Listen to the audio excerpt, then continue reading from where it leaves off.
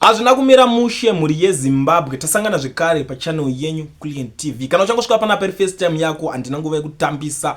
Kana uchiziva kuti wewe unodeedzera kuti pasi neZANU-PF, tanga nekulike this video right now kuitira kuti ZANU-PF yacho iboikane. Paita chiprofita panapa chiri kubuda. Hainini zvokuzoti muprofita wacho anenge aprofita ukangotaura nyaya dzenyika chete tatongokonekta zvinenge zvatongo. Ukataura dzebhora vebhora unonosangana navo, ukataura dzenjuga kune vanoitawo zvenjuga unonosangana navo, ukataura dzemusic kune vanoitawo zvemusic, asi ukataura zvenyika obva watongosangana panapa. Ndopabva padonhera ndasangana nechiprofita chipanapa chiri kubudiswa neuyu muprofita panapa ari kuti incoming vice president Zimbabwe. Pane ari kuuya vice president. Chiprofita ichi handisi kuziva zvangu kuti zvinozobudirira here. Inini problem yandakamboita nemuprofita uyu inyaya one yekuti akazomboda kubuda akuda kuita chicken out pazvinhu zvacho, pakuti unenge uri nevanhu nguva yeseka uchiprofita uchitaura uchiita zvinhu wako wobva wazongoona kuti pane munhu agadzira kapost kake kefake kubva watoti Zimbabwe ichatongwa neZANU-PF kusvika mese mafa, icharambirira iripo, haibve, ichazopiwa my good leaders because you guys you want to endanger my life. I was like what?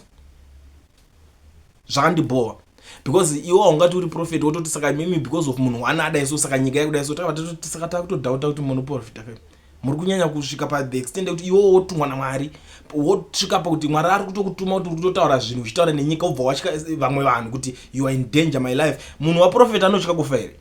Handiti unongo wakatumwa naMwari here? Vaprofeti vakazhinji, tarisa maprofeti vazhinji vatori suicidal pachavo maprofeti. Maprofeti vakutoti vanenge vachitoboikana nekutorarama pasi pacho panapa. Vanotoita zvinhu zvayo tokutaurira anenge atori ndo vanhu tinoziva kuti uyu akatumwa naMwari. Atone hasha dzinenge dzakazara. But apa takatoti hai type maprofeti aya vanorambirira pasi panapa. Mwari handi vanokurwirira kumara kana unongo wakatumwa naMwari wozotyika kureva nemunhu unonge uchitya chiipa. Kozi kana waMwari kana asati adaunza auye achiri nepurpose panyika angambodinzi abviswa ka. Saka pane mamwe maprofets avakarova vachiti despite prophets trumping Edgar Lungu in support, he is failing again. Akumana pakashata. Toba tasangana neimwe yavakarova panapa pari kunzi a public powerful person in Zimbabwe collapse addressing a function. I think tichiti takamirira pamwe ndo nyaya yacho dzinenge dziri kuitika. Vari kutaura kuti kuri kuya cholera, typhoid, bilharzia to affect schools. RCBD dramatic haste along Robert Mugabe way. Zviprofita zvacho zviripo. Ine nyaya ndibata ndekuti incoming vice president iyo ndo patita ndiwe panapa ndichimhanya because munoziva kuti inini handitambise nguva panenge pangoningirina ndinobva ndatongomhanya. So 25 maprophecies avo akamira akadai so andiri kusangana nawo, andiri kuona panapa aita kuti ndingobva ndangoti dadada. Panapa tichangoita kakunhonga. Metal objects shall be side on earth giving speculation of UFO and presence of another species of near humans presence. I think aina chekuita nesu maZimbabweans. Mira tingonhonga dzine chekuita nemaZimbabweans panapa. Pane Zimbabwe to show signs of recovery. Iri pa number 16. Zvinhu zvinenge zvakamirirwa. War of late Zimbabwe high profile former political battle cancer. All right. Regeza tomboona kuti ndiana uyu vari kutaurwa aya. Right. Pane iri pa number 19 pari kunzi one of former President Mugabe's sons shall be reported hospitalized in Asia. Pavana vaMugabe pari kunzi pane one achange achinzi aiswa muchipatara kuAsia. Ndo chimwe chiprofita chiri panapa. Muri yeZimbabwe inini munoziva kuti nguva yekutambisa ndo yandinenge ndisina. Saka iwo sekutaura kwatinongozviita kana usvika panapa usati wasubscriber is very important. But ndogara ndakazvitaura kuti kana uchiziva kuti unazo zvimwe zvaunenge uchida kunzwa kuda kutaura, comment section yangu ndakavhura. Tell me what to think in the comment section. Ndiudzei zvamunenge muchida kundiudza. Asi kune vanenge vachida kutaura maaudio chaiwo vachikomenta on anything, number ndidzodzi munyatsotaura zvese zvamunenge muchida tobva taziita. Zviri zvanhasi da kusiyai muchiteerera this audio. Maiteerera muchazondiudzawo zvamunenge muchifunga in the comment section. Mangwana nakanaka pano ndopa Kulliant Tv. Shoko rakanaka ramakaisa kuti muise pa social media foni kuti vanhu vaise maaudio kuti mugonzwa pane maopinion ebrain dzavo kana kuti zvavanenge vachida kutaura. Tichida kuti titaure pachokwadi because ivo vanoti Shavangu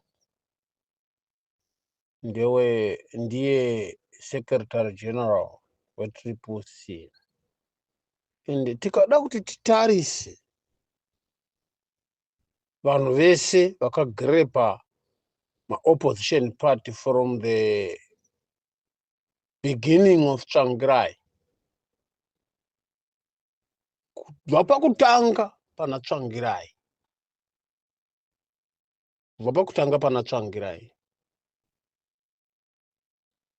It's a ZANU PF property. Douglas Monzora is a TC10. Tendai Biti it's a C10 for ZANU PF. My Coupe it's a C10 for ZANU PF. Ushman Nguve it's a ZANU PF. Unonza nuyu akanga achinzi anofamba nachamisa uyuyu unonza nii uyuyu umfana uyu it's a ZANU PF. Munhu wese Chavangu chaiye it's a ZANU PF. Nana Love Momadhuku vava it's a ZANU PF. Saka ZANU PF kubva pakutanga hazvina kutangira pana Chamisa. Even Mugabe achipo vanga tingatoti havatodi chinhu chinonzi opposition party. Muka dzinonzi ZANU PF havatodi chinhu chinonzi opposition. Opposition kutongoita kunyara ma-international community nema-urban area community kuitira kuti vanzi munyika muZimbabwe muna ma-opposition party.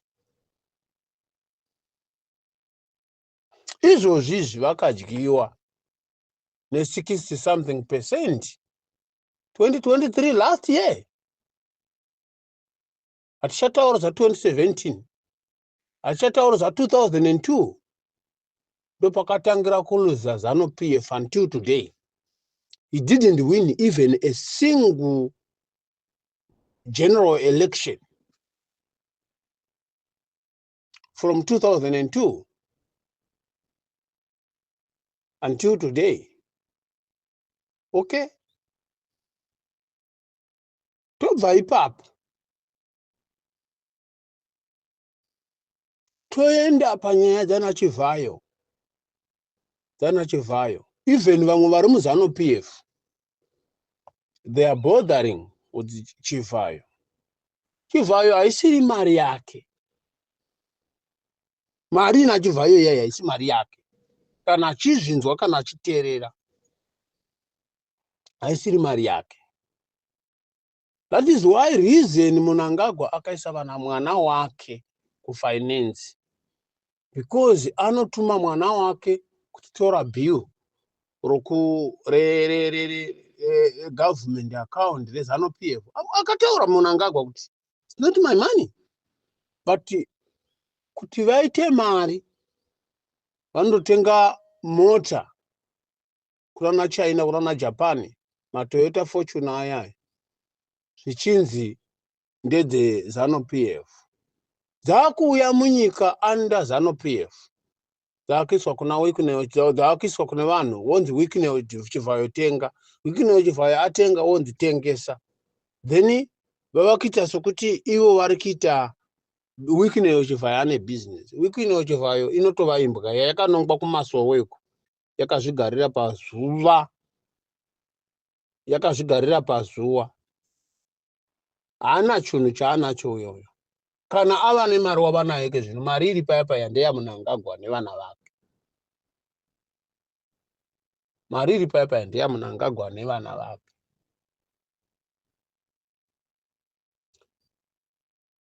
Pa 15 or 14 millions Zimbabwean population, the people they are benefiting, it's one family or 3 family. That's why muchiona vachirwira hukuru kuti ndoda kuenda. Umwe nomumwe ari kurwira side rake because vanoziva macorruption avo. That's why muchiona izvezvi vari against nachamisa. Vanotoziva chete kuti zvinhu zvatiri kuita izvi mabiliyons mangani a year we're losing with corruption.